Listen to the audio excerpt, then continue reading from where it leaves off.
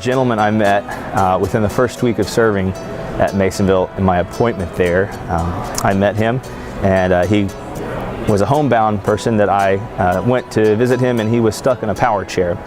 And he told me his story that over the past 3 years he had received many different hip implants. Formerly he'd been a perfectly capable human who walked and loved to hike and go out and do recreational activities. He really loved the outdoors, but his hip had begun to give out. So he got his first hip surgery, and it took, but it would continue to pop in and out of the socket they had prepared. So they went back in later and put a new one in, and this one didn't adhere as well. And so when they went back and fixed it the third time, he wound up getting a MRSA infection and was in Vanderbilt University Hospital for 6 months, bedridden. And so when he finally left, they hadn't put anything back in because, as they told him, there wasn't anything else they could do. So for the rest of his days, he would be limited to his power chair and have very limited access to the world around him. And he had managed to come a couple times as he could to worship, but it was a real big strain on him to be there and to do all that activity. So I continually visit him, and then at one point he wound up in the hospital with a respiratory issue, and he ended up being on a ventilator for over 2 weeks. And if you know anything about those, it's very hard to come off of them after a certain period of time. And luckily, with many proddings from myself and his sister yelling at him in his comatose state, he roused from that. And then a miracle began to happen. His brother-in-law came to him and told him about a surgery he'd received on his knee down in Nashville, where he was walking 2 days later on his knee replacement.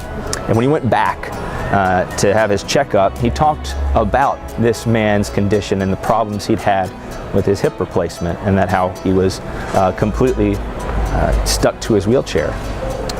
And the nurses said, "Oh, that's fine, we can fix that."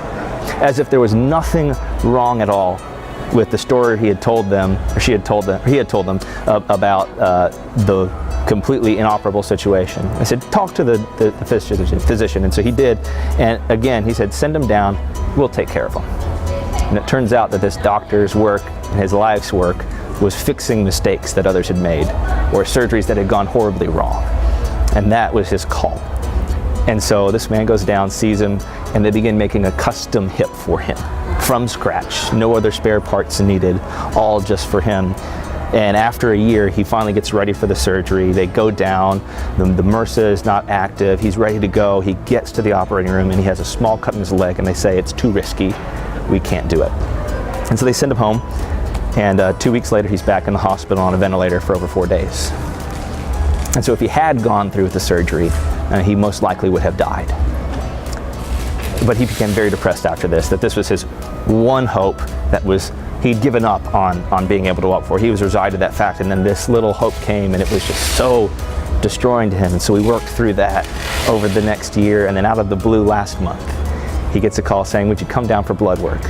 And when he does, he gets a call that night, "Your surgery's next week, get ready." We go down, he has the surgery, it's planned for 4 hours, and keeps getting pushed back and back, and we're worried it's gonna get canceled again. We don't wanna go through it.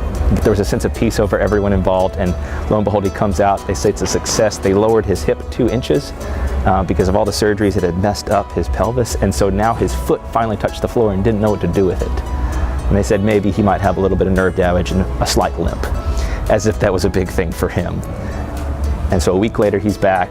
I can't visit him because I'm sick and I don't want to get anywhere near him. And I visit him, we have a wonderful visit. And he gets up, plants both of his feet on the ground, and then stands up and hugs me.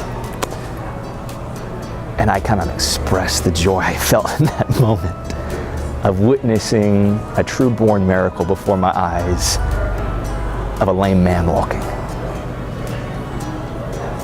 The funny part about it is I didn't realize how short he was until he stood up, because I'd never seen him stand with the joy of God in that moment abounded in everyone's hearts.